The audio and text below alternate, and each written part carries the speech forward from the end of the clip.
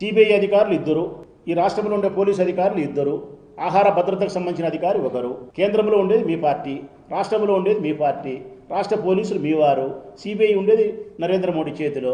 ఒక్క మాటలో చెప్పాలంటే కంప్లీట్గా దర్యాప్తు చేసింది మీ ప్రభుత్వాలు.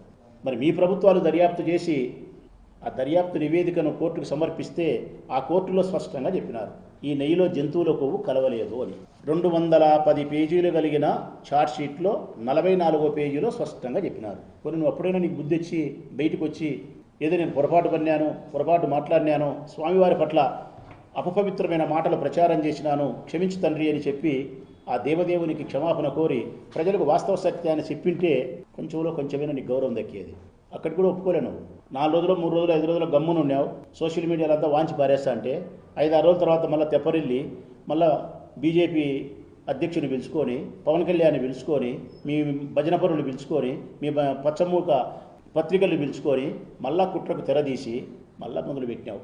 ఏమని మొదలుపెట్టినావు? ఇప్పుడు జంతువుల కొవ్వు అనాలే, కల్తీ అంటున్నావు. కల్తీ నెయ్యి అంటున్నావు. మేము అడుగుతా ఉన్నాం స్పష్టంగా, మొట్టమొదట నువ్వు మాట్లాడిన మాట జంతువుల యొక్క కొవ్వుతో లడ్డు తయారు చేయబడింది అన్నావు. ఇప్పుడు జంతువుల యొక్క కొవ్వుతో లడ్డు తయారు చేయలేదని సిబిఐ చెప్పిన తర్వాత అందుకు క్షమాపణ చెప్పాల్సిన బాధ్యత నీపై ఉందా లేదా? చెప్పినావా? నువ్వు క్షమాపణ చెప్పాలి.